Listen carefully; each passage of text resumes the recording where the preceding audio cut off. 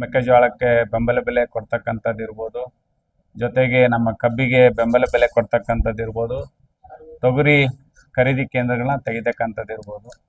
ಇಷ್ಟು ವಿಚಾರಗಳನ್ನ ಶಿವರಾಜ್ ಸಿಂಗ್ ಚೌಹಾಣ್ ಅವ್ರ ಕಡೆ ಭೇಟಿಯಾಗಿ ಕೇಂದ್ರ ಸಚಿವರಿಗೆ ಅಗ್ರಿಕಲ್ಚರ್ ಮಿನಿಸ್ಟ್ರಿಗೆ ಭೇಟಿಯಾಗ್ಬಿಟ್ಟು ಕೊಟ್ಟು ನಾವು ಹೇಳಿದಾಗ ಅವರು ಸ್ಪಂದಿಸಿದ್ದಾರೆ.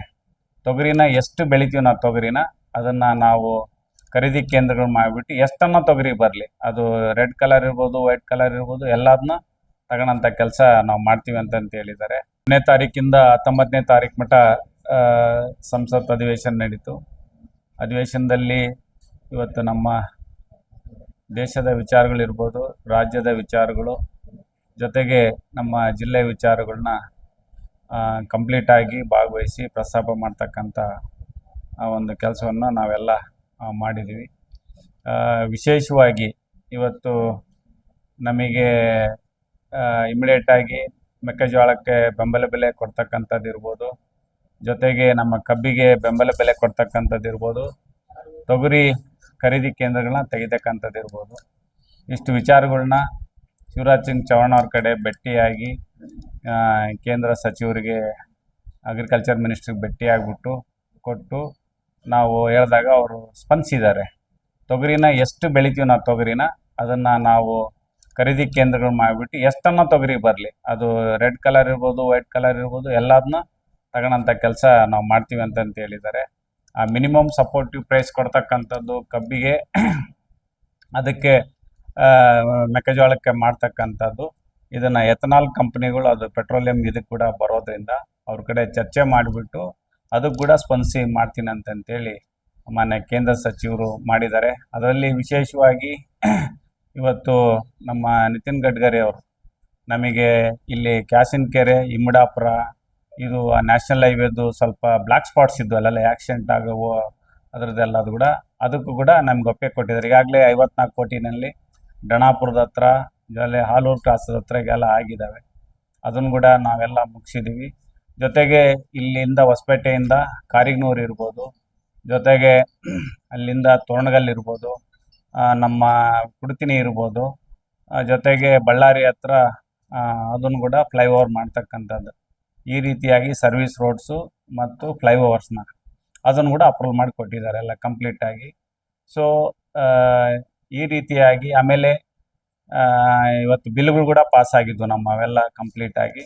ಅದರಲ್ಲಿ ನರೇಗಾ ಬಿಲ್ಲು ಇವತ್ತು 2012ರಲ್ಲಿ ನಮಗೆ ಅದು ಕೊಟ್ಟಿರ್ತ 2002ರಲ್ಲಿ ಕೂಲಿಗಾಗಿ ಕಾಳು ಅಂತೇಳಿ ಇಲ್ಲಿ ನಮ್ಮ ರಾಜ್ಯದಲ್ಲಿ ಮಾಡ್ತಕ್ಕಂಥದ್ದು ಇತ್ತು. ಜೊತೆಗೆ 2012ರಲ್ಲಿ ಕೂಡ ನಮಗೆ ಅವತ್ತು ಅಪ್ರೂವ್ ಮಾಡಿ ಇವತ್ತು ನರೇಗಾಗೆ ತಂದೆ ಆದಂಥ ಒಂದು 90% ಕೇಂದ್ರ ಸರ್ಕಾರ ಕೊಡ್ತಿತ್ತು, 10% ಜಾಬಿಂದು ಕೊಡ್ತಾಯಿದ್ರು. ಸೊ ಇದರಲ್ಲಿ ಇವತ್ತು ಕಂಪ್ಲೀಟಾಗಿ BJP ಅವರು ಇವತ್ತು ಅದನ್ನು ಮರೆಮಾತಂಥ ಕೆಲಸ ಇವತ್ತೆಲ್ಲ ಮಾಡ್ತಾಯಿದ್ದಾರೆ. ಪ್ರೋಗ್ರಾಮ್ಗಳು, ಒಳ್ಳೊಳ್ಳೆ ಪ್ರೋಗ್ರಾಮ್ಗಳಿರ್ಬೋದು. ಮೊದಲಿಂದ ನೋಡಿ ಇವತ್ತು PSUಗಳು, ಪಬ್ಲಿಕ್ ಸರ್ವಿಸ್ ಯೂನಿಟ್ಗಳು ನಮ್ಮ ದೇಶದಲ್ಲಿ 54, 2013ರಲ್ಲಿ 54, ನಾನು ಸ್ಟ್ಯಾಂಡಿಂಗ್ ಕಮಿಟಿ ಇಂಡಸ್ಟ್ರಿ ಇರೋದ್ರಿಂದ ನನಗೆ ಡೀಟೇಲ್ಸ್ ಕೊಟ್ಟಿದ್ದಾರೆ. ಅದರಲ್ಲಿ 54 PSU ಕಂಪ್ನಿಗಳು ಡೀಟೇಲ್ಸ್ ಕೂಡ ಕೊಡ್ತೀನಿ ನಾನು. ಇವತ್ತು ಲಾಸ್ನಾಗ ಬಂದಿದ್ದಾವೆ ಅವೆಲ್ಲ ಕಂಪ್ಲೀಟಾಗಿ. ಅದೇ ರೀತಿಯಾಗಿ ಇವತ್ತು ಬ್ಯಾಂಕುಗಳು ಕೂಡ ಎಲ್ಲ ವಿಲೀನ ಮಾಡೋದ್ರೊಂದಿಗೆ ಇವತ್ತು ಪ್ರೈವೇಟೈಸೇಷನ್ ಎಲ್ಲ ಮಾಡ್ತಕ್ಕಂಥದ್ದು ಇರ್ಬೋದು. ಜೊತೆಗೆ ಇವತ್ತು ರೈಲ್ವೇಸ್ ಇರ್ಬೋದು, ಏರ್ಲೈನ್ಸ್ ಇರ್ಬೋದು, ಆಮೇಲೆ ಪೋರ್ಟ್ಸ್ ಇರ್ಬೋದು. ಈ ರೀತಿಯಾಗಿ ಯಾಕಂದರೆ PSU ಯೂನಿಟ್ಸು ಅದರಲ್ಲಿ ಬರ್ತಕ್ಕಂಥದ್ದು ಇವತ್ತು ಹೆಲ್ತಿಗೆ, ಎಜುಕೇಷನ್ನಿಗೆ, ರೈತರ ಪರವಾಗಿ ಅವರಿಗೆ ಬೆನ್ನೆಲುಬಾಗಿ ನಿಡ್ತಕ್ಕಂಥ ಒಂದು ಕಾರ್ಯಕ್ರಮಗಳು. ಇವತ್ತು ಏನಾಗಿದೆ, ಕೇಂದ್ರ ಸರ್ಕಾರ ಇವನ್ನೆಲ್ಲ ಪ್ರೈವೇಟೈಸೇಷನ್ ಮಾಡಿ ಕ್ಯಾಪಿಟಲಿಸ್ಟ್ರ ಕಡೆ ಇವತ್ತೆಲ್ಲ ಕೆಲಸ ಮಾಡ್ತಾ ಇದೆ. ಇದರಲ್ಲಿ SC STಗಳು ರಿಸರ್ವೇಷನ್ ಹೋಗ್ತಾ ಇದೆ ಎಲ್ಲ ಕಂಪ್ಲೀಟಾಗಿ. ಈ ರೀತಿಯಾಗಿ ಇವತ್ತು ನರೇಗಾ ಕೂಡ ಇವತ್ತು ನಮ್ಮ ರಾಜ್ಯದಿಂದ ಎಕ್ಸಾಂಪಲ್ ತಗೊಂಡ್ರೆ 4 ಲಕ್ಷ ಕೋಟಿ ಇವತ್ತು ಕೇಂದ್ರ ಸರ್ಕಾರಕ್ಕೆ ಹೋಗ್ತಾ ಇದೆ. ಈಗ ನೀತಿ ಆಯೋಗದ ಕೂಡ ತೆಗೆದುಬಿಟ್ಟಿದ್ದಾರೆ ಎಲ್ಲ ಕಂಪ್ಲೀಟಾಗಿ. ಅದನ್ನು ಇವತ್ತು ಎಲ್ಲದು ಸೇರಿಸಿದ್ನಪ್ಪ ಅಂದರೆ ಮೊದಲನೇದು ಮಹಾರಾಷ್ಟ್ರ ಆದರೆ, ಎರಡನೇದು ನಮ್ಮ ರಾಜ್ಯ ಸರ್ಕಾರ ಅತಿ ಹೆಚ್ಚು ಇವತ್ತು ಆದಾಯ ಕೊಡ್ತಕ್ಕಂಥದ್ದು ದೇಶಕ್ಕೆ. 4 ಲಕ್ಷ ಕೋಟಿ ಹೋದರೆ ನಮಗೆ ಬರ್ತಕ್ಕಂಥದ್ದು GST ಎಲ್ಲ ಸೇರಿ ಕೇವಲ 85,000 ಕೋಟಿ ಕೊಡ್ತಾ ಇದ್ದಾರೆ. ನಮ್ಮ ಪ್ರಕಾರ ಹಂಗೆ ನೋಡಿದರೆ 1,00,000 65,000 ಕೋಟಿ ಬರ್ಬೇಕು, ನಮಗೆ ಡಬ್ಬಲ್ ಬರ್ಬೇಕು ಅದ್ರದ್ದೆಲ್ಲ ಕಂಪ್ಲೀಟ್ ಆಗಿ. ಆಮೇಲೆ ಸಿದ್ದರಾಮಯ್ಯ ಸಾಹೇಬರು ಒಂದ್ಸರಿ ನಿರ್ಮಲಾ ಸೀತಾರಾಮನ್ ಹೇಳಿದ 5,000 ಕೋಟಿ ಅದು ಡಿಫ್ರೆನ್ಸ್ ಕೊಡ್ಬೇಕಾರೆ ಅದ್ರ ಬಗ್ಗೆನೂ ಮಾತಾಡ್ತಾ ಇಲ್ಲ.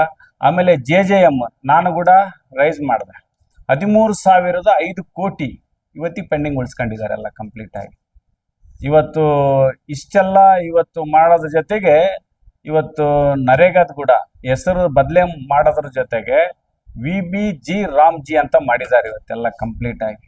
ಇವತ್ತು ನಮ್ಮ ರಾಷ್ಟ್ರಪಿತ ಇವತ್ತು ಅಂತರ್ನೇ ಇವತ್ತು ಗಾಂಧೀಜಿ ಹೆಸರು ತೆಗಿತಕ್ಕಂಥದ್ದು ಇವತ್ತು ಕೇಂದ್ರ ಸರ್ಕಾರ ಮಾಡ್ತಿವತ್ತು. ಏನಾದ್ರು ಒಂದೇ ಒಂದು RSS ಅಜೆಂಡನ ಇವತ್ತು ದೇಶದಲ್ಲಿ ಇಂಟ್ರೊಡ್ಯೂಸ್ ಮಾಡಕ್ಕೆ ಹೋಗ್ತಾ ಇದ್ದಾರೆ. ಅದು ಭಾಳ ದಿನ ಕೂಡ ನಡೆಯಲ್ಲ.